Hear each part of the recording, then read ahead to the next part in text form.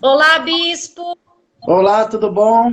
Como é que você Tudo tá? bem com você? Estou bem, graças a Deus. Eu vou só inverter a câmera para ir lá pro outro lado. Ótimo, maravilhoso. Super expert aí também em lives, bacana, viu? Tudo bom? Gostei. Tudo bem e você? Estou bem, graças a Deus. Primeiro, obrigado pelo convite de estar aqui junto com o teu público para a gente hoje fazer uma receita, uma coisa muito simples, mas que vai agradar as pessoas nesse São João.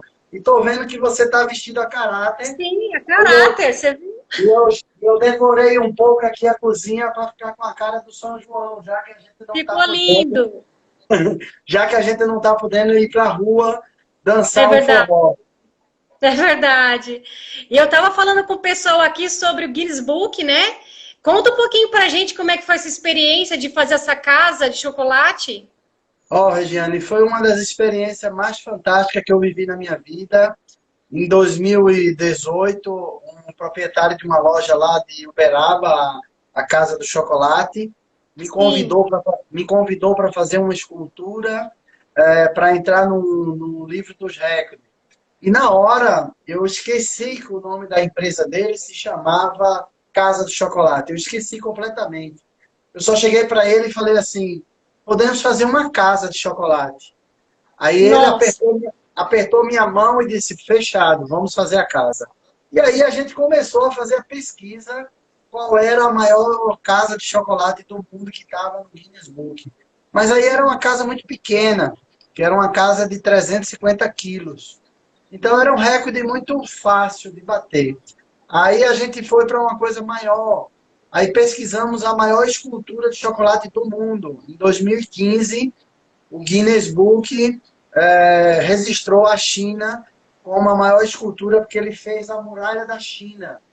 Eu, não, Certo. eu sempre falo desse assunto que eu não estou desmerecendo o feito dos chineses, mas eles fizeram um muro muito simples, né? Era botar uma barra em cima da outra, esculpir lá o muro e apresentaram. A gente não, a gente fez uma casa, colocamos a Ana Maria Braga lá dentro, o Chico Xavier, colocamos a cozinha, a sala do Chico, os móveis, fogão, máquina de escrever, os objetos da casa do Chico e a gente reproduziu a casa com caibo, madeira, telha, porta, janela, tudo que você possa imaginar. Então, assim, foi uma experiência fantástica na minha carreira. Que bacana. E quantos quilos mais ou menos tinha essa casa? Você se lembra? Lembro, está registrado até hoje na minha memória, 10 É. toneladas, 10 toneladas, 488 quilos de chocolate. Caramba, caramba. E quantas pessoas comporam essa equipe para fazer essa casa? Você se lembra? Bom, bom, lembro. Eu tinha convidado alguns colegas para fazer junto comigo, quando houve o convite da empresa lá. E aí, quando chegamos muito próximo da data, alguns colegas começaram a dizer que não podia, houve um problema, a empresa não liberou, e foram acontecendo episódios assim, ao ponto de a gente não poder formar equipe. E aí eu fui só. Quando eu cheguei lá, eu tive que formar a equipe lá. E aí, Hum.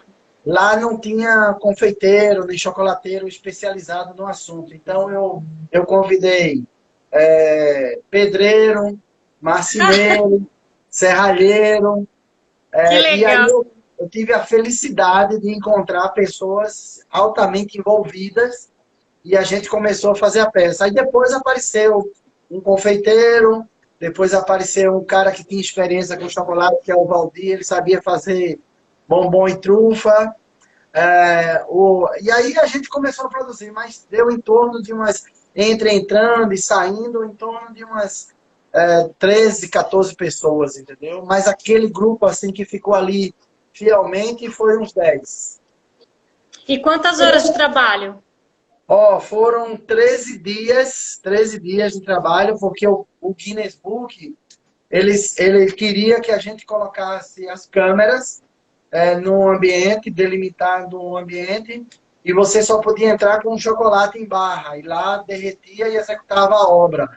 Eu não podia, por exemplo, produzir uma porta ou uma janela aqui fora das câmeras e trazer a porta pronta.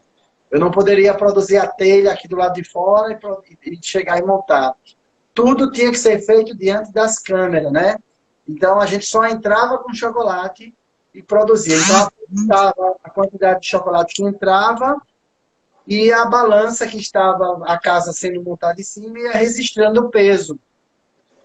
E aí, dentro desses, gastamos 2 dias para organizar o ambiente e gastamos 11 dias para produzir a casa. Eu terminei a casa junto com a equipe 2 dias antes, como a gente se programou para poder atender o público, atender a imprensa, mas aí o shopping solicitou que a gente abrisse o espaço para as pessoas virem visitar, porque a cidade estava enlouquecida com a notícia de que estava fazendo a maior escultura de chocolate do mundo, né? E aí abrimos a visitação do público para ficar ali perto, e para minha surpresa chegou 35 mil pessoas. Caramba, quanta gente! E aí eu perguntei ao shopping como é que eles conseguiam ter essa conta, né? Ele falou que todas as entradas do shopping tinha câmera que faz leitura facial das pessoas e ela registrava quantas pessoas entraram. Então, naquele dia, tinha 35 mil pessoas e aí produziu muito calor. E como produziu calor, o telhado começou a se romper, porque tinha caldo, tinha jipa. E a gente passou 48 horas acordado, reproduzindo tudo que tinha quebrado, porque a data do Guinness Books, para ser o recorde, só ia ser naquele dia X, naquela hora pré-determinada. E não poderia ser com 2 dias de antecedência, como a gente terminou. E aí, Entendi. Isso me deu 2 dias acordado, 48 horas, junto com a equipe, para repor tudo aquilo que tinha sido quebrado. E foi, assim, uma sensação maravilhosa, maravilhosa. E aí, que bom, né, que o recorde mundial atualmente é do Brasil e, como fala Galvão Bueno, é nosso. Graças a Deus. Muito bom, que legal essa história. E hoje você vai trazer aqui para o nosso público uma receita bacana. Você pode falar um pouquinho dela? Posso. Só para concluir o negócio da casa lá, quando eu terminei a casa, que recebi o certificado, eu tinha acabado de utilizar 10 toneladas, 488 quilos de chocolate, e a sensação que me deu foi: que bom que o mundo sabe que a gente existe. E a segunda coisa que me deu foi assim: qual vai ser o meu próximo bombom? Eu sei por que esse bombom veio na minha... E aí, eu tento fazer sempre as coisas com muito capricho. Então, hoje, eu preparei a receita, organizei o espaço, deixei tudo prontinho para o público, e eu tenho uma receita já mise en place pronta, alguns passos adiantados para a gente não ter muito barulho com a batedeira, mas nada vai deixar de ser ensinado ao público, tá bom? Então, eu posso mostrar já? Pode. Antes de tudo, eu só quero te parabenizar por essa obra maravilhosa que você fez, que, sinceramente, eu ia te fazer uma pergunta: qual foi o seu maior desafio na sua história? Eu acredito que esse deve ter sido um deles. Foi, e realmente é de tirar o chapéu mesmo para você. Parabéns para você e para toda a equipe e todo mundo que esteve envolvido nesse projeto. Agora sim, pode falar da sua receita, o que você está preparando. Vamos lá. Então, eu tenho aqui, eu vou baixar a câmera e só para o público entender, nós vamos trabalhar com a câmera em 3 posições. Como eu estou sozinho, então eu vou ser o câmera, o iluminador, o operador, o confeiteiro, vou fazer tudo aqui. O famoso Servir dos 30. Então, hora ele vai estar conversando comigo e hora eu vou estar levando para a mesa, mas a gente vai batendo papo, tá bom? Então, eu vou baixar aqui a câmera e aí a gente vai chegar aqui para você entender o que é que nós vamos fazer. Nós temos aqui a mise en place da receita da cookies, tá bom? E aí eu tenho aqui a manteiga. Eu vou só verificar aqui a receita, só para eu ir falando, mas mesmo assim a gente vai publicar no final da nossa live. Eu tenho aqui 200 gramas de manteiga e quero te dizer que eu estou fazendo a metade da receita, porque eu já tenho várias prontas. Aí por isso que hoje eu vou fazer só a metade, tá bom? Mas eu vou falar como se eu estivesse fazendo a receita inteira, as medidas, tá bom? Então vamos Tá lá. ótimo. Eu tenho aqui 200 gramas de manteiga, tá bom? Sem sal. Eu tenho aqui 240 de açúcar demerara. Se você quiser adiantar o processo, pode passar o açúcar demerara no processador de alimento para triturar ele um pouquinho. Isso ajuda um pouco. Aqui eu tenho 4 ovos, tá certo? Os ovos aqui já estão quebrados. Aqui eu tenho essência de baunilha, ou uma essência que você queira. Logo em seguida eu tenho 200 gramas de farinha de trigo sem fermento, farinha de trigo normal. E 400 gramas de farinha de milho, que é o famoso flocão. Aqui no Nordeste a gente usa muito para fazer o famoso cuscuz. Aí eu tenho aqui 100 gramas de coco ralado, coco seco ralado, tá bom? E depois Tá. do coco seco ralado, eu tenho 4 gramas de bicarbonato de sódio. E, se você quiser, eu gosto muito de aplicar sempre uma pitadinha de sal, porque o sal, ele é um aditivo, ele é um estimulante dos outros ingredientes, ele faz alguns ingredientes funcionarem, tá bom? Então, agora eu vou te Certo. dizer... Uma perguntinha. Esse açúcar, a gente pode usar açúcar cristal ou não? O normal? Pode. Você pode fazer com açúcar cristal, açúcar refinado, açúcar Refinado. mascavo e açúcar Ótimo. demerara, qual que você quiser. Eu estou utilizando o demerara, tá bom? Tá. E aí eu dei a dica que você pode pegar esse açúcar demerara e passar no processador antes. Isso vai ajudar a você ter menos tempo de batedeira, porque a batedeira vai fazer o papel de destruir ele. Então, se eu processar ele antes, me ajuda. Mas, se você não quiser, não tem problema, tá bom? Então, vamos Tá lá bom. por partes. Aí, só para vocês entenderem que eu não vou precisar misturar. Eu bati a manteiga aqui até ela ficar esbranquiçada na batedeira. Uma vez batido essa manteiga, eu vou adicionando o açúcar até ela virar um creme fofo e leve. Virou esse creme fofo e leve, eu vou adicionar os ovos um por um. Coloco um, continuo batendo, coloco o outro, continuo batendo, coloco o outro, porque para que esses ovos se homogeneizem na textura da minha receita. Para adiantar esse processo, eu já bati antes. Olha lá. Só para evitar de a gente estar com muito barulho. Mas nada que um confeiteiro ou que uma dona de casa não saiba fazer. Só para entender. Eu bati a manteiga sozinha, deixei ela ficar esbranquiçada, adicionei o açúcar, bati o açúcar, quando virou um creme leve, fofo, adicionei um ovo, continuou batendo na batedeira, adicionei o segundo ovo, aí fui até o quarto ovo. Aí virou esse creme, tá certo? Certo. A partir de agora, com o creme montado, aí eu vou trazer a batedeira para aqui, para a gente continuar o processo da receita, tá bom?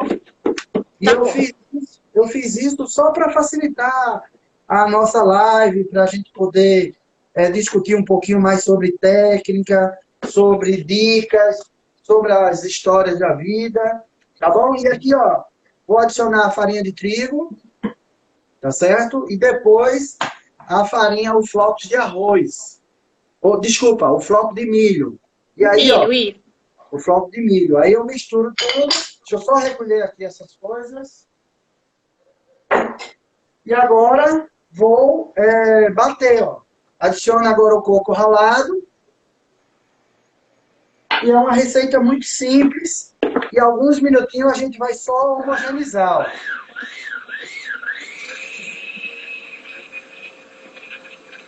Qual é a velocidade que você está usando aí? Oi? A velocidade da batedeira? Eu adicionei bem baixa só para ela homogeneizar. Ó, Tá ok. colocar a essência, tá bom? Tá bom.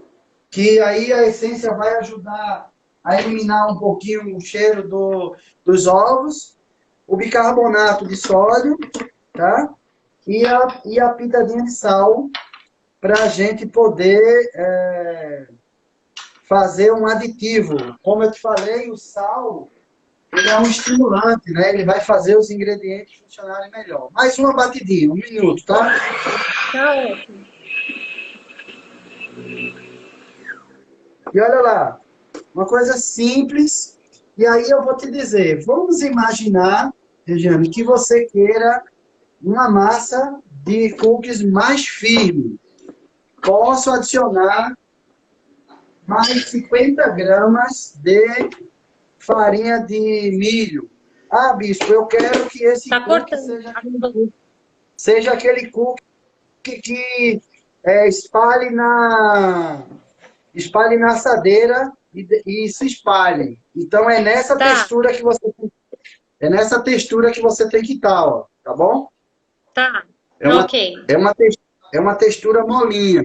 Se eu quero fazer com que ele fique, vou trazer a câmera aqui para mim.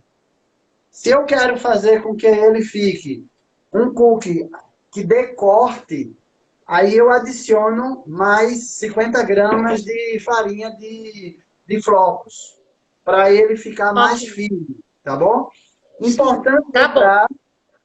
Importante lembrar que esta massa não precisou desenvolver o glúten porque é um biscoito, entendeu? É um cookies. Então, eu não preciso ter ao ponto de ficar criando a cadeia de glúten, não necessita. Aí eu vou pegar na geladeira algumas massas que eu já tenho para servir de exemplo. Na receita, que nós vamos publicar no final da nossa live, eu já tenho ela dizendo os passos que eu estou falando aqui. Sim. Então, vamos entender aqui, ó, para você ver. Então, eu tenho uma massa que está sem o chocolate e ela já está na consistência que eu quero. Ela está gelada. Tá bom. Esta mesma massa que eu acabei de fazer, eu vou levar ela para a geladeira e ela vai adquirir essa textura por 1 hora, mais ou menos. E aí eu faço isso, ó. E essa outra, eu estou com ela já com o chip. Entendeu? Então, vamos lá. Eu vou colocar aqui, deixa eu só enxugar aqui o prato. Esse período de pandemia, Regiane, tem mostrado para a gente mais ainda a importância que os nossos assistentes têm, os nossos auxiliares, que tanto nos ajuda e a gente está vivendo esse momento sozinho. É uma dificuldade para se fazer as coisas, mas a gente está fazendo. Ó, Tá certo. eu tenho aqui, ó, o açúcar demerara, certo? Tá. E aqui eu tenho a farinha de flocos. Na hora que eu for modelar e passar nela, eu vou virar a câmera para baixo. Mas vamos lá, só para você entender uma. Então eu tenho uma massinha aqui, vou fazer a modelagem, ó, muito suave, certo? E vou passar lá no floco. Quando eu for passar, eu viro a câmera. E agora, eu tenho um outro aqui, ó. Modelei a bolinha e vou passar no açúcar. Só que se você quiser fazer já com chip, a hora de aplicar o chip é agora, nesta massa. A hora de aplicar o chocolate é agora. Por quê? Tá. Queria te perguntar. Porque a massa está gelada. Aí o chocolate não mela. A hora que eu aplicar chocolate aqui, ela não mela. Vou trazer ela para a mesa e a câmera para a mesa para você visualizar junto com o público, tá bom? Então, Tá ó, bom. vou pegar uma massa que já tem chip, ó. Essa massa aqui já tem chip, já tem chocolate. Tá bom. E é um chocolate...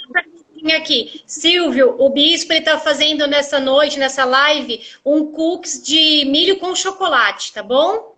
E para quem está assistindo, a live vai ficar salva aqui no nosso Instagram também. Quem quiser acompanhar novamente, pronto, pode continuar. Bom, então agora eu vou virar a câmera. Deixa eu só limpar as mãos para a gente virar a câmera, tá bom?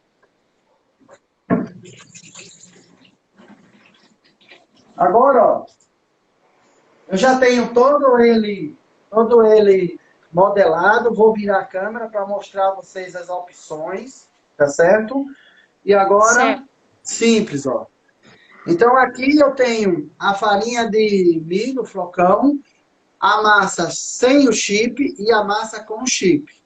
Tá bom? Tá. Então, ó, vou só fazer isso, ó. Como se eu estivesse polvilhando, como se eu estivesse empanando uma coxinha, um salgado, somente, ó. Nada mais do que isso. A mesma coisa eu vou poder fazer com açúcar mascavo, tá bom? E aí Tá já já bom. eu te mostro os resultados também. Fiz no açúcar, ó, e agora vou trazer a bandeja. Pode ser com um tapete de silicone, pode ser uma bandeja com papel manteiga, de preferência que tenha seja forrado, tá bom? E Tá agora, ótimo. vou colocar a bolinha aqui, não sei se dá para ver, dá, né? Dá, dá. Vou desativar os comentários aqui para ficar melhor ainda. Ó, Pronto. coloco aqui e agora vou dar uma pressionadazinha para ela já adquirir um breve formato, tá? Certo.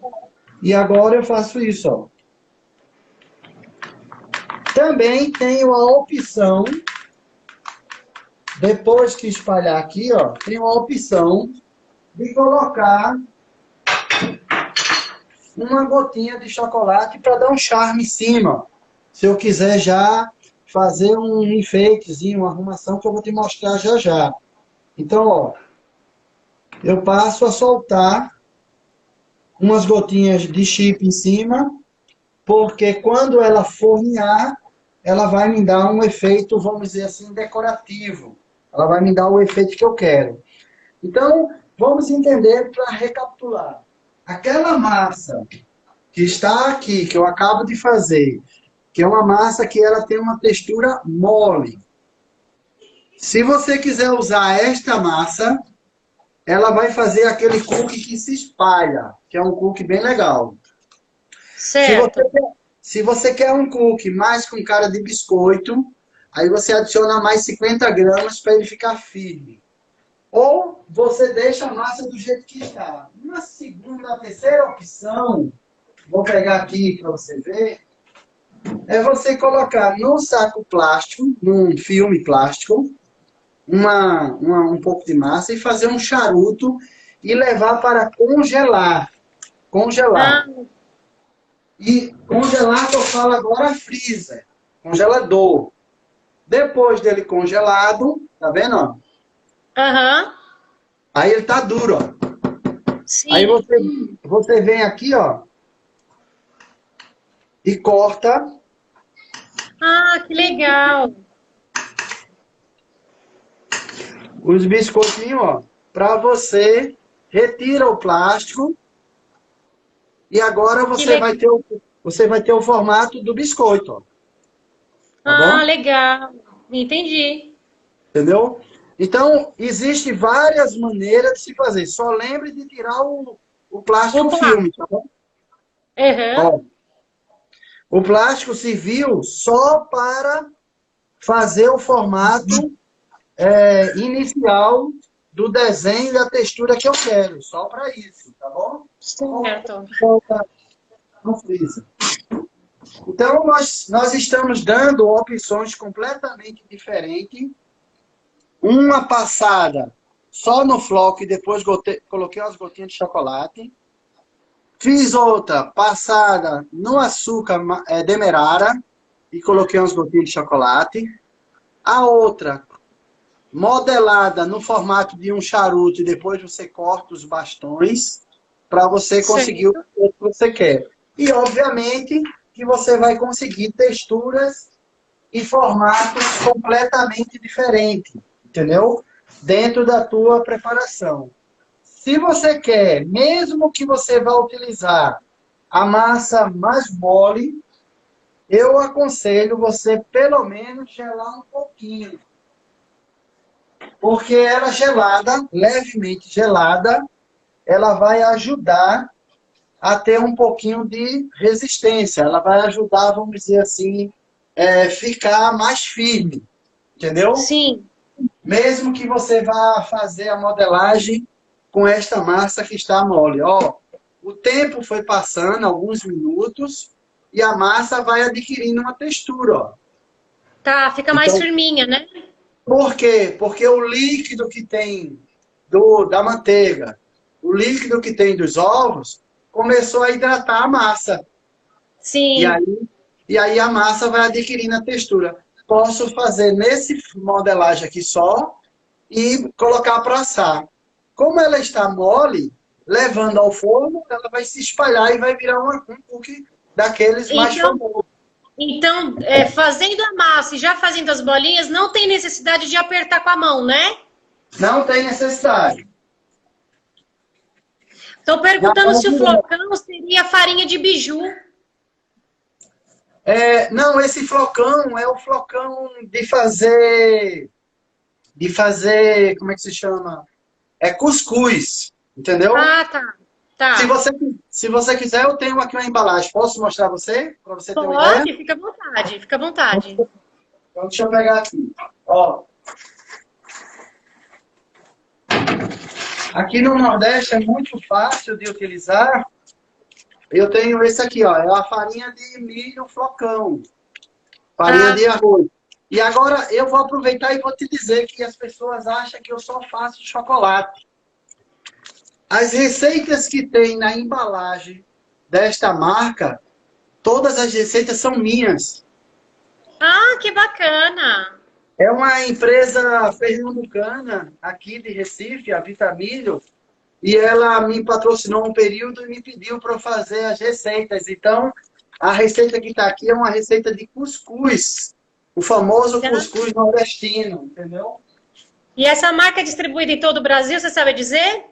Não, só no Nordeste, da Bahia Ah, até São Luís, entendeu? Mas assim, aí no Sul, no Sudeste, você vai encontrar flocão do mesmo jeito, de outras sim, marcas, entendeu? marcas, A tá pessoa não... certo. Por que que eu estou sugerindo flocão? Porque ela hidrata, é uma massa molinha e ela hidrata muito bem, entendeu? Ela vai fazer esse papel muito bem. Bom, eu aconselho sempre, Regiane, aqui ó, eu fiz uma demonstração para que a gente pudesse ver tudo numa bandeja só, tá bom? Mas Aham. o que é que deve ser levado em consideração? Se você vai fazer este modelo, é a bandeja inteira só com este modelo. Se vai fazer com esse, é a bandeja inteira só com um modelo. Por quê? Sim. Porque o forneamento vai apresentar resultados diferentes para cada textura que eu tenho. Se eu colocar aqui as bem molinhas, elas vão assar muito mais rápido, aí vai me dar trabalho para retirar, ficar tirando, e eu vou perder a cocção da outra. Então, um vai atrapalhar o outro. Só, Entendi. só para ficar fácil, didaticamente, de a gente fazer a nossa live, eu forrei tudo na mesma bandeja. Mas é Tá importante, certo. tá bom? É importante que textura de massa e modelos sejam todos iguais, para quando você levar ao forno, acontecer um forneamento, vamos dizer assim, uniforme, entendeu? Então, assim, Certo. ó, uma outra opção que você tem é se eu pegar aqui, ó, eu ia esquecendo, deixa eu pegar essa massinha aqui, ó. Eu posso pegar uma massa como esta, que está gelada, vou botar a câmera para a mesa, tá bom? Tá ótimo. Uma Ó, perguntinha, qual que é a temperatura do forno para eu vou, assar? vou te falar já já, um minutinho Tá, só. desculpa. Ó, Vou vamos pular. lá. Olha aqui, ó. Eu tenho uma massa que abri levemente e eu decidi pegar um forneável. Aplico um chocolate forneável, vou levantar para vocês verem. E agora eu fecho com cuidado. E agora faço a bolinha. Neste caso eu já vou levar ela para o forno, a própria bolinha, não vou achatar. Certo. Por quê? E você quer que tá na geladeira, né? E aí, quando ela tá na geladeira, na hora que ela assa, ela não esparrama. Vai esparramar um pouquinho, vai esparramar. Ah, O gelado me dá uma opção de manuseio de trabalho, facilita a minha vida de sim. trabalho, facilita Tem- para fornear, facilita o manuseio, entendeu? É a entendi. textura que eu quero, entendeu? Sim. Então, assim, mesmo que você vá fazer a massa direto da que você acabou de fazer, leva para gelar pelo menos uns 30, 40 minutos, para que fique fácil a modelagem. Tá bom. Uma outra coisa que as pessoas fazem é usar boleadores de sorvete. Que ideia legal. Para tirar uma porção, fazer isso aqui, ó, e ela formar a bolinha, quando eu desenformo, ela faz uma bolinha. Para ficar o padrão do tamanho igual, entendeu? Então, isso é muito bem-vindo, boleador de sorvete. Mas aí só funciona com essa massa que está levemente mole. Quando eu digo levemente mole, é a receita do jeito que eu fiz. Sim. Sem adição de uma segunda etapa de flocos. A etapa de flocos só foi utilizada para a receita que eu quero fazer cortes, entendeu? Tá, entendi. Para deixar ela, vamos dizer assim, mais firme, mais encorpada. E aí, ela vai ser untada e polvilhada, e eu vou te mostrar aqui algumas texturas. Olha que legal, depois de assado, e vamos falar sobre o forneamento. Se você quer dar um tom de caramelo mais caramelizado, você leva ela a 180. Se você quer dar um tom menos de caramelo e o biscoito ficar um pouquinho mais mole, assa lá a 150, 160. Porque se eu levar a 180 já direto, ele vai dar aquela caramelizada pesada em cima do açúcar. E aí vai trazer crocância. Então, ó, essa é a textura que eu apliquei no açúcar demerara. Tá vendo? Que lindo, né? Fica. E aqui é a textura que eu apliquei no flocão, ó. Ah, que bonito. Entendeu? E aí eu vou pegar um outro aqui para te mostrar quando eu apliquei no flocão e coloquei o chocolate em cima para ele grudar, ó, tá vendo? Não caia. Que legal. Então você tem. Então, só para você ter uma ideia, esses biscoitos aqui, esses cookies, eu fiz hoje por volta de umas 5 horas da tarde. E esses outros aqui, eu fiz há 3, 4 dias atrás. Qual que é o segredo? Qual é o segredo que eles estão? Eu vou estourar aqui, ó. Deixa eu ver se quebra aqui para você ver. Ó. Por que ele está crocante assim? Primeiro, porque a receita está bem balanceada. E segundo, eu coloquei dentro de um pote e fechei bem hermético. Ele tem uma vedação para conservar o biscoito. Então, por exemplo, assim, vai uma dica aí. Agora eu vou baixar a câmera para me sentar um pouquinho para a gente conversar. Pode ser? Pode ser. E me fala uma coisa, embaladinho, do jeito, ou num pote, como você fez, qual é a durabilidade desse biscoito? Eu agora vou brincar com você. Dura até acabar.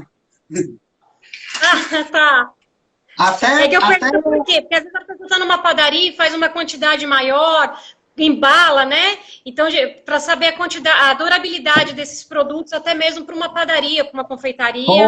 Eu sei que em casa isso daí não dura um dia, mas numa padaria vai fazer uma quantidade maior para vender. Então, você entendeu a resposta do dura até acabar. Sim, com certeza. Se em casa você está, aí qual é o segredo que eu faço? De casa, você vai botar nos potinhos, tá certo? Para conservar. Certo. Um biscoito desse vai durar 30 dias com a mesma crocância, sem problema nenhum. E olha que eu estou fazendo uma receita sem aditivos, sem conservante, sem nada. Sem conservante nenhum, verdade. Não é uma receita. Então, ó, eu vou, por exemplo, ó, trazer aqui para a mesa, já eu desço a câmera, e agora eu vou te dar algumas opções se a pessoa vai vender. Por exemplo, se ela coloca numa embalagem como esta, certo? É uma embalagem que não tem uma vedação perfeita, mas é uma embalagem boa que faz com que a pessoa não pegue poeira, sujeira dentro do teu comércio, dentro da padaria. Mas não é uma embalagem vedada. Aí, se Certo. você tem esse objetivo de durar mais tempo, olha o que eu fiz, ó. Coloquei no saquinho, já lacrei ele com a máquina seladora, e aí eu Certo. já estou entregando ao meu cliente protegido e vai ter uma durabilidade de conservação maior porque está na bolsa. Ele vai fazer o mesmo papel do pote, porque ele vai conservar. Entendeu? Então eu consigo ter essa crocância que eu quero ali. Existem pessoas que gostam de comer os biscoitos cookies quando acaba de sair do forno. É aquela receita que você está fazendo para a família, para dentro de casa. Se você vai fazer uma receita para o faça e venda, para melhorar, então eu tenho que colocar dentro do saquinho, Certo. coloquei dentro de um segundo saquinho de juta e eu vou pegar um cordãozinho, um laço, uma fita, vou amarrar e lá na padaria que não está podendo ainda as pessoas terem acesso, ficar lá dentro, ele passa a ter os biscoitinhos de cookies já, vamos dizer assim, dentro da sacolinha. Ah, ter um mimo, né? Muito bonito. Pequenininho. A única coisa que as pessoas têm que fazer, aí eu vou virar a câmera agora para a mesa, ó, se a padaria ou você decidiu fazer uns cookiezinhos, um biscoito desse, vou tentar ver se está no ângulo. Está no ângulo? Tá no ângulo. Pronto, então vamos lá. Eu vou pegar uns biscoitos, vou colocar dentro de um recipiente aqui, ó, para decorar. Vou colocar um já num pacotinho aqui em cima da mesa. Vou colocar Certo. ele na embalagem transparente para as pessoas remeterem e vou colocar alguns abertos, ó, para explorar a textura que eu quero vender para o meu cliente. Então, o que acontece? Esta cena aqui, neste momento, nós estamos fazendo uma cena, uma imagem voltada para a câmera da nossa aula, da nossa live. Se eu estivesse fazendo uma câmera para mim, para eu bater a foto, eu ia virar para mim, procurar o melhor ângulo e fazer essa foto para colocar nas redes sociais para o público, vamos dizer assim, ver. Entendeu? Lindo. Aí o que acontece? Você vende a imagem que está na cestinha, tá conseguindo ver direitinho? Tá dando para ver perfeito. Percebe-se que está embalado, percebe-se como ela vai ser entregue. Aí você vai colocar, vamos dizer assim, a sua etiqueta, colocar uma visualização para que as pessoas possam saber que você faz para vender. Então, Sim. isso é uma receita que vai para a dona de casa, é uma receita que vai para a padaria, é uma receita que vai para qualquer tipo de negócio que a gente tenha de alimentos. Porém, as redes sociais vai me ajudar a criar esse cenário, bater uma belíssima foto e publicar. E até posso fazer alguns vídeos quebrando, comendo, fazendo alguma coisa que dê essa sensação do agradável, entendeu? É, o bom que esse mundo digital, né, essa transformação digital que a gente está vivendo, ela está vindo muito ao nosso favor, ao favor do mercado, que hoje todo mundo tem a condição de fazer propaganda do seu próprio produto, né? E isso ajuda bastante. Uma coisa que, assim, ó, eu vou te dizer, quase que eu era pego de surpresa. Por quê? Porque eu tenho redes sociais de 3 anos para cá. Eu sempre fui Certo. uma pessoa muito reservada no sentido de não ter redes sociais porque me dava a sensação de que era uma invasão de privacidade, me dava a sensação de que eu não ia estar respondendo às perguntas das pessoas à altura. Tudo isso me incomodava. Aí Sim. até que chegou um certo ponto que não deu mais para ficar sem redes sociais. Aí eu fui obrigado a fazer um Facebook. quando completou lá 5.000 pessoas dentro de um mês me seguindo, aí me disseram que eu tinha que fazer uma fanpage. Aí eu falei assim, ó, Regiane, peraí, você está achando pouco um trabalho, você está me dando 2 agora? Não, bicho, é porque quando vira acima de 5.000, já não pode ser mais o Facebook, tem que ser uma fanpage. Aí eu tive uma resistência, aí foi feito. Aí depois chegaram dizendo para mim que eu tinha que ter um Instagram. Eu disse, nossa, não acredito nisso. E hoje, as redes sociais me ajudam pra caramba. Nesse período de pandemia, eu estou, hoje é 19, amanhã, hoje é 19 ou 18? 19, Hoje é né? 19. 19. Amanhã, dia 20, fazem exatamente 3 meses que eu não entro dentro de um avião. E a Pois coisa que é. eu mais faço na minha vida é andar de avião. O ano passado, o Google me mandou uma mensagem dizendo que eu dei 3,5 voltas ao mundo, Meu Deus. de tanto voo que eu pego. Imagine só, uma pessoa que viaja como eu viajo. De repente se vê dentro de casa, e aí eu não tinha costume de fazer live. E aí comecei a fazer, o público começou a gostar, e eu comecei a fazer esse trabalho. Ontem eu fiz uma receita de bolo de liquidificador e de milho para o São João, um distribuidor aqui de Pernambuco, lá em Caruaru. Hoje eu estou fazendo uma receita aqui com o pessoal aqui da Padacom. Então, Eu assim, estava na live ontem te assistindo. não entendi, não entendi. Padacom estava na live ontem te assistindo. Ah, assistiu? Olha que maravilha! Aí, por exemplo, assim, ó, quando eu terminei a live, eu publiquei a receita. E aí é uma coisa assim, toda hora aparece uma novidade, que esse mundo virtual é muito dinâmico. Muito Sim, dinâmico. Então as pessoas estão muito carentes.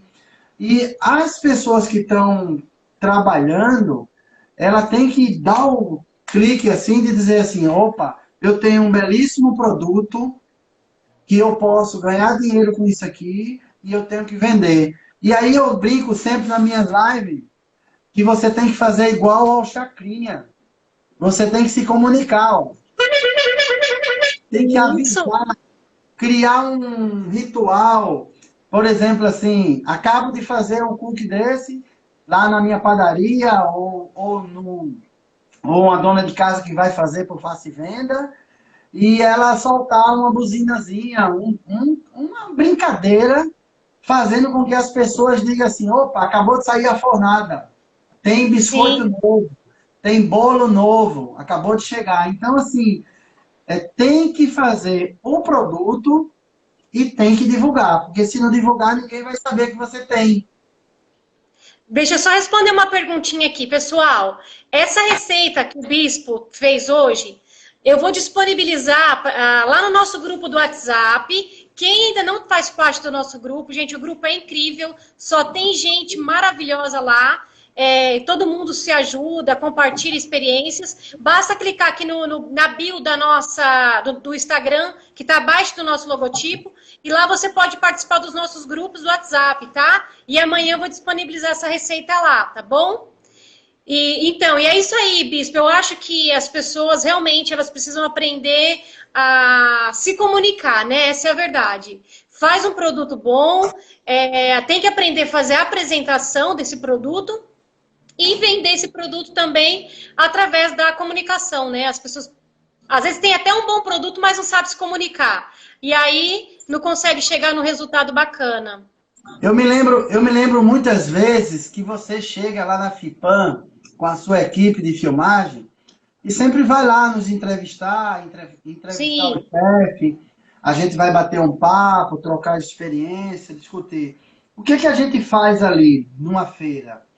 A gente está divulgando o nosso trabalho, divulgando os produtos das marcas, divulgando as coisas para acontecer.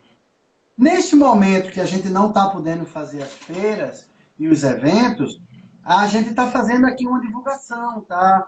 Mostrando para as pessoas que vocês estão trabalhando. Então, o que acontece? É só seguir esse exemplo que quem decidir fazer essa receita e quer ganhar um dinheirinho, quer fazer uma coisa, não só para em casa, quem quer fazer para casa, tudo bem. Aí eu vou te deixar uma dica. Vamos imaginar que Dona Maria esteja nos assistindo e ela tem a habilidade de fazer receita e gostou da receita, mas ela não tem a habilidade de vender. O que ela faz? Ela faz os biscoitos e chama alguém da família que tenha essa habilidade de vender e dá uma comissão a essa pessoa. E entrega aqui ó, os pacotinhos e as pessoas saem vendendo.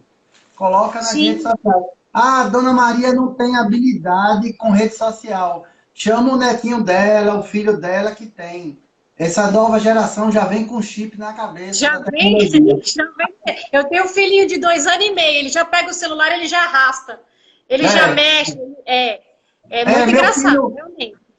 Meu filho tem 7 aninhos e ontem ele estava me chamando para jogar um jogo no videogame e eu disse assim para ele, filho, eu não sei jogar videogame. E aí foi tão engraçada a cena, porque ele olhou para mim assim, Regiane, e disse assim, pai, eu não teve videogame quando era criança, não?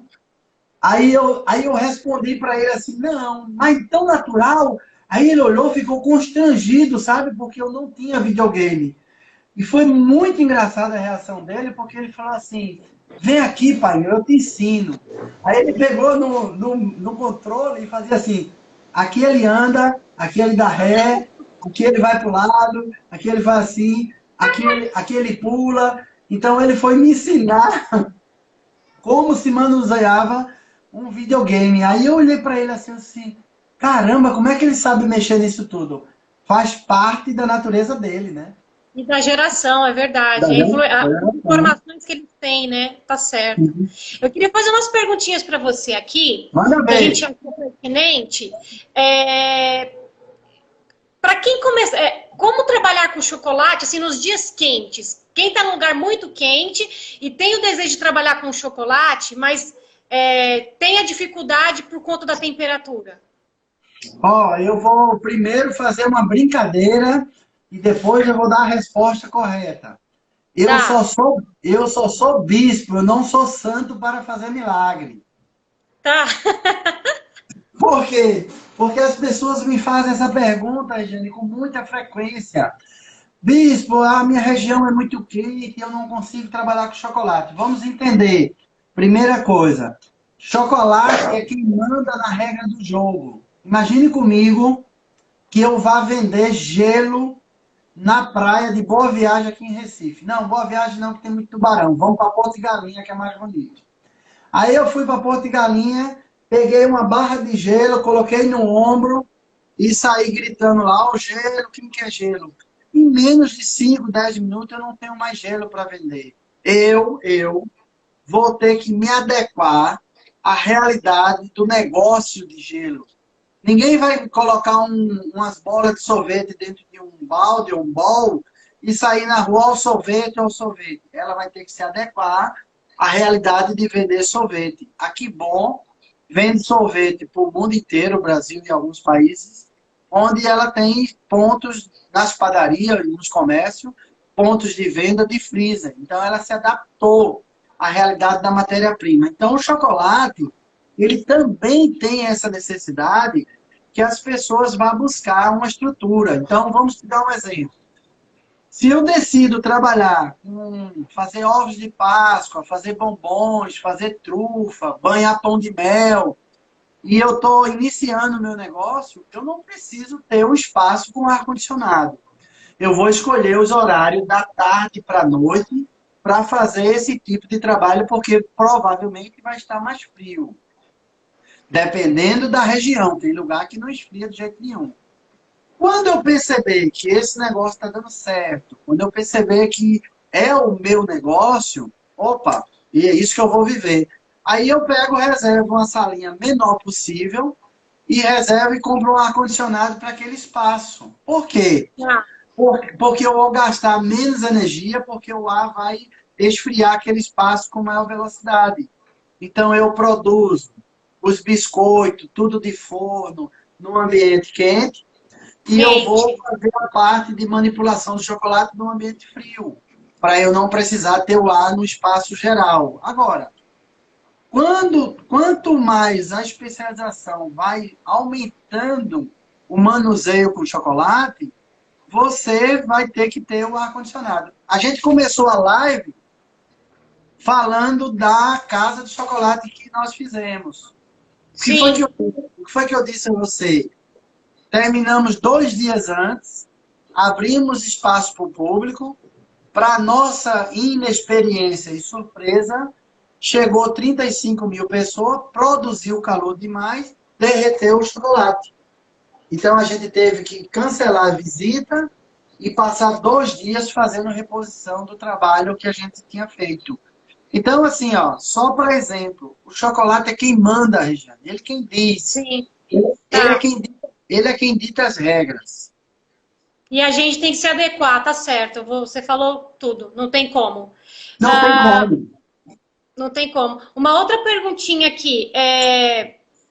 Como você... Na verdade, você já até explicou como você vê essa transformação digital para o mundo da gastronomia. Você já deu várias dicas de que isso é fundamental para quem quer vender, né?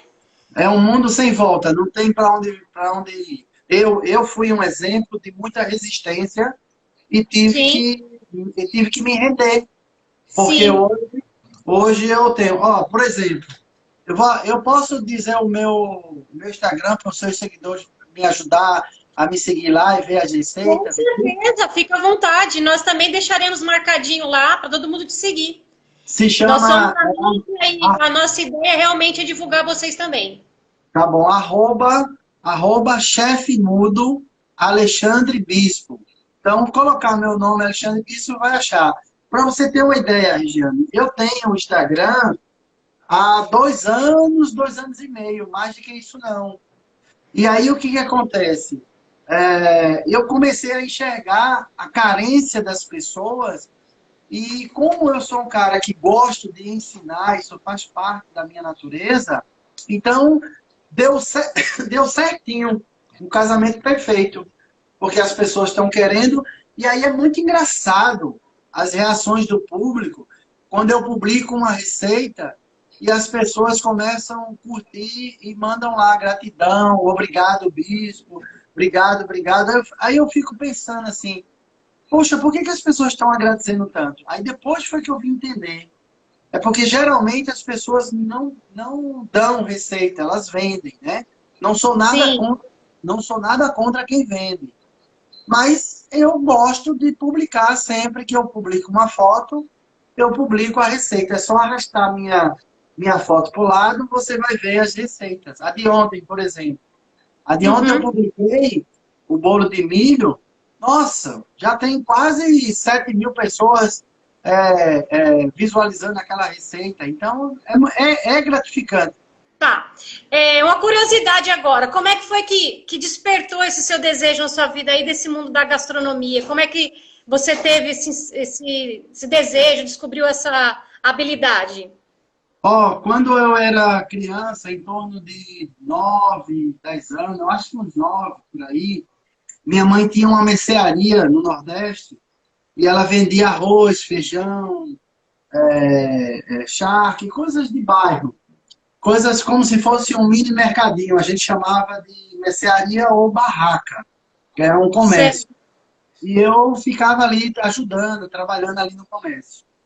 Aí, uma vez chegou uma mulher e solicitou, perguntou se tinha bolo de quarta. No Nordeste, um bolo daquele que eu fiz ontem, tipo o bolo da vovó, quando ele é cortado uma fatia e pesa 100 gramas, é chamado uma quarta.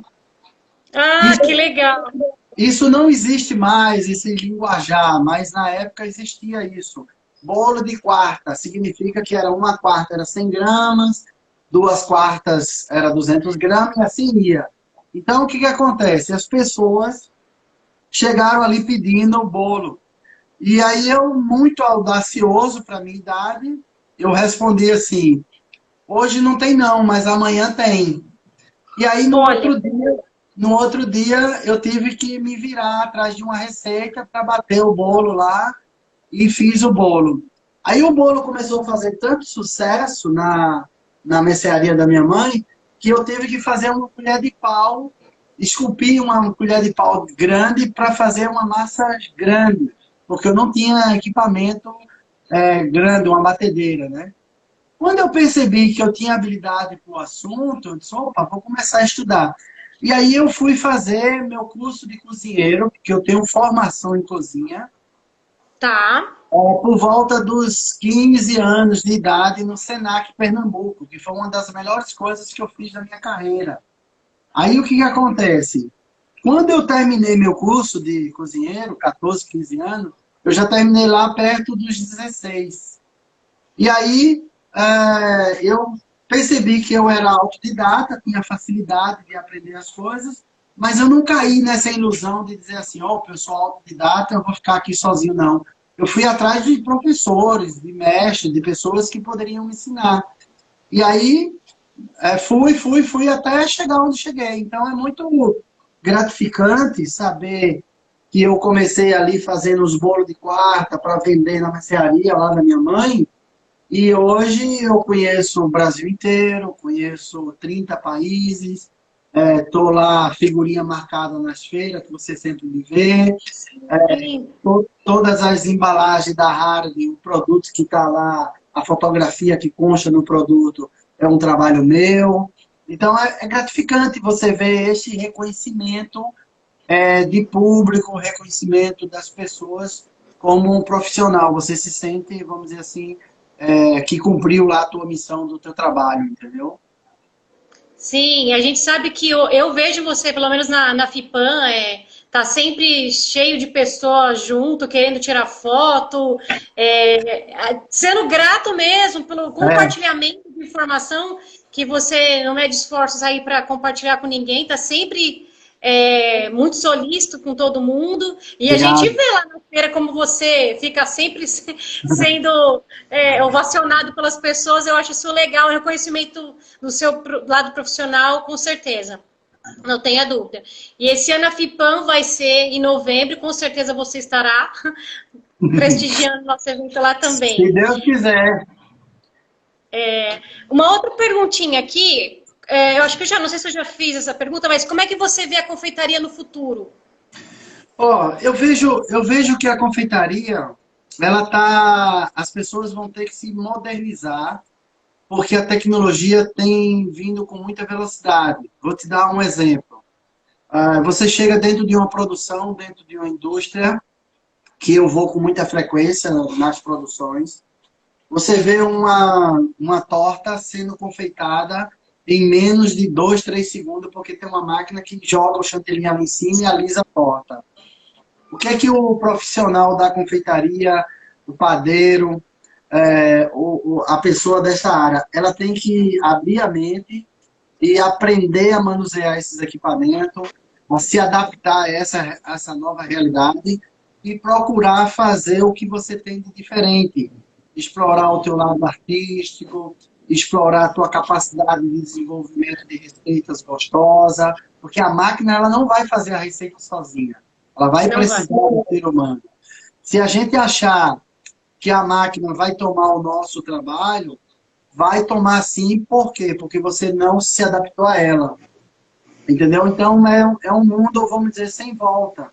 A tecnologia, não só a tecnologia virtual, mas a tecnologia presencial, a tecnologia das máquinas, ela tem que vir como uma coisa muito boa. Na hora que você tem, hoje em dia, uma faca de corte, que dá um perfil, que não precisa amolar, isto é uma tecnologia que te ajuda.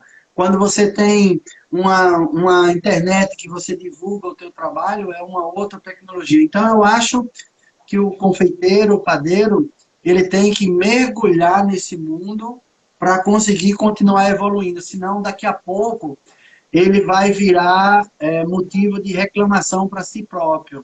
A tecnologia me atrapalhou, o mundo ficou muito moderno, a garotada chegou e ninguém dá mais atenção ao chefe e tal. Não, é porque você não mergulhou na nova tendência, no novo negócio. Tá, e como que você faz um comparativo, vamos lá, porque assim, no mundo da panificação hoje a gente vê que essa parte do artesanal está voltando com muita força. pães com fermentação natural, né? Tá voltando com muita força. Ainda mais agora nesse período de quarentena, todo mundo resolveu querer fazer pão. E como é que você vê isso na confeitaria? Você acha que essa parte do artesanal, dos produtos artesanais, elas vão ter mais forças, ou você acha que conforme, como você explicou aí da tecnologia, essas máquinas fazendo o trabalho, vamos dizer, braçal, você acha que o produto artesanal ele vai continuar tendo um valor por ser artesanal ou não? Eu acredito muito nessa força do artesanal, porque, por exemplo, esse mimo, esse carinho que foi aplicado aqui nessa preparação, a máquina não consegue reproduzir. Eu não estou dizendo que eu vou dispensar uma máquina que pode fazer cookies por hora. Mas vou te dar um exemplo. Uma grande indústria vai fazer um biscoito, uma cookies, vai colocar num pacote, vai imprimir vários biscoitos, vai embalar e colocar na prateleira. Ali é um volume de venda com tecnologia de velocidade de produtividade. Agora, quando você tem um mimo desse na padaria, que foi feito de uma forma, pode até ser utilizado em máquina, mas que está de uma forma mais afetiva, as pessoas vão valorizar muito isso. A gente está vivendo um momento estamos invertendo os valores e estamos voltando às nossas origens. Então, mesmo que a pandemia acabe e que a gente volte a ter uma vida meio que normal, eu acho que as pessoas vão voltar muito sensível, por um bom tempo. Então, é uma coisa que vai marcar para sempre. Meu filho está dentro de casa e ele faz assim: painho, a gente vai para o shopping, aí ele mesmo para e diz assim: quando o coronavírus foi embora, eu disse, quando o corona foi embora. Aí ele sai e faz: esse corona já está enchendo o saco. Aí o que acontece? As próprias crianças estão sendo marcadas e os pais estão sentindo isso de impacto, porque a gente às vezes não sabe nem o que fazer. Então eu acho que o produto mais artesanal está tendo esta força e as pessoas estão começando a entender outro detalhe. Vou te dar um outro exemplo. Qual é o pai e a mãe que não vai voltar a enxergar a professora com outros olhos? Nossa, na verdade eu já enxergava, mas agora eu acho a professora, meu Deus, eu falo para minha filha, pelo amor de Deus, eu tenho uma filha de 13 anos. E aí você tem que ser pedagoga também, né? Só que você tem que ser mestre em todas as matérias. Aí eu fico olhando, eu com uma já estou desesperada, imagina a professora com 20 alunos. Entendeu? Então, o que é que acontece? Esse lado de entender mais, afetivo, a gente vai voltar com outra coisa. Então, essa pegada do artesanal, não necessariamente precisa abandonar as máquinas, não. As máquinas e a tecnologia vai te ajudar em produtividade, para o negócio crescer e te dar rentabilidade e lucro. Mas o cuidado, a embalagem, o charme, o carinho, alguma coisa que traga o lado afetivo, eu acho que vai ser uma grande pegada, um bom tempo pela frente. Ai, que ótimo. Eu também acho que é assim que isso vai acontecer, vem do nosso dia a dia, né? O dia a dia que a gente fica agora nesse período de pandemia dentro de casa. Eu acho que a relação das pessoas também vai mudar, né? Então, isso tudo que você disse, quando você passa amor para aquilo que você faz, ele já está carregado de um valor. Sim. Né? Que está cheio de amor, está cheio de dedicação, empenho naquele produto que você fez. E exatamente essa parte da tecnologia, ela é muito fundamental, importante para uma produtividade.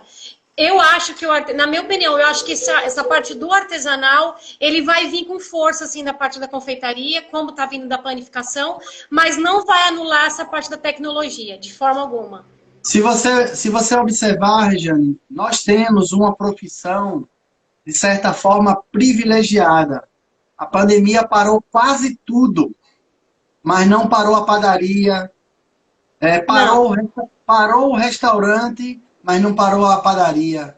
Parou em alguns momentos, mas não parou o supermercado para que a gente pudesse comprar os ingredientes e conseguir se reproduzir. Parou o hotel, parou a cadeia produtiva do turismo. Mas o que acontece? Mas o comércio, no sentido de alimentos, ficou aberto. Ficou.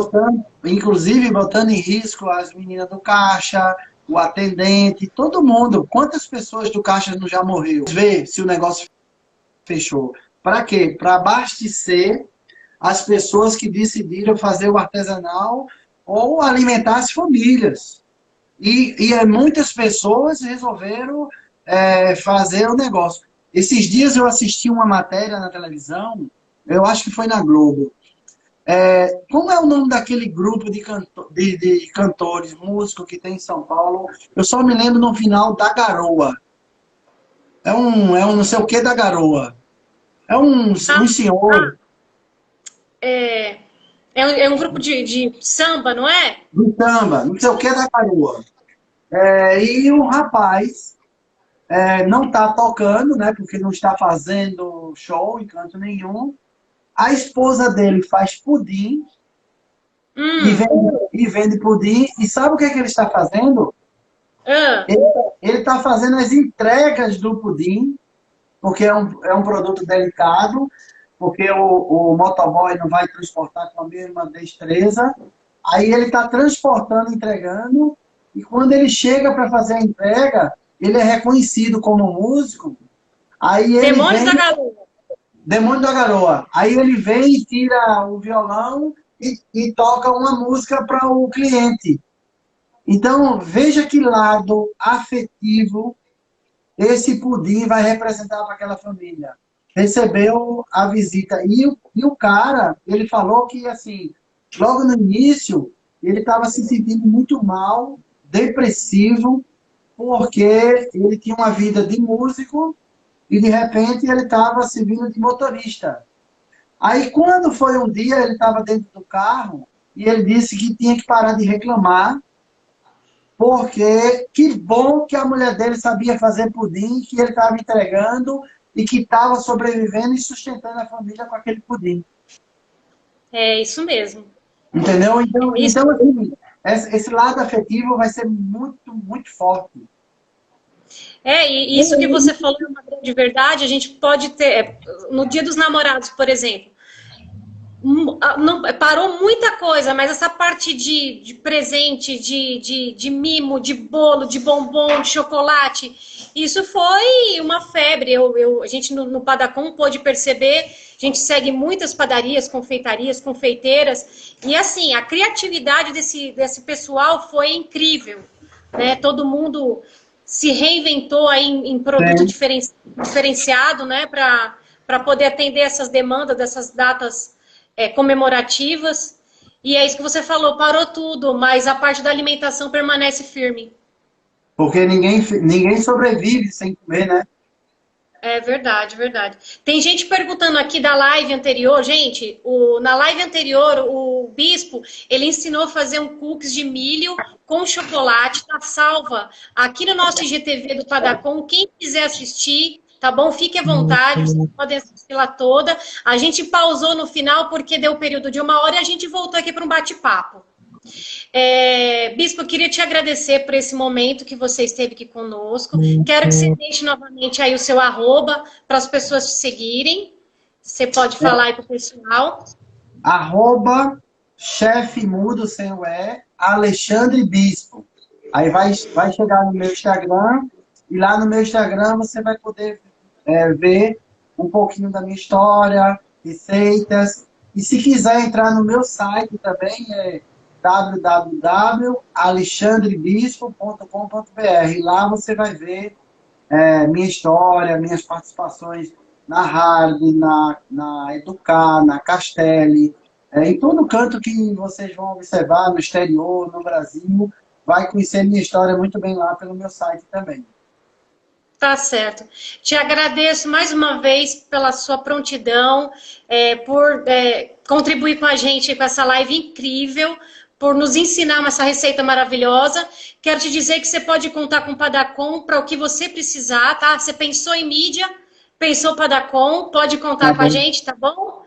Eu te agradeço mais uma vez. Também me coloco à disposição sempre que vocês puderem e tiver dentro do meu limite de organização aqui, a gente faz uma receitinha aí para vocês, ou bate um papo, qualquer coisa que precisar, estou aqui. Tá ótimo, Bispo. Beijo, obrigado, beijo na sua família, tá bom? E se Tá cuidem bom. e espero, nós nos vemos lá na FIPAM, tá bom? Forte abraço. Beijo, fica com Beijo. Deus. Tchau, tchau.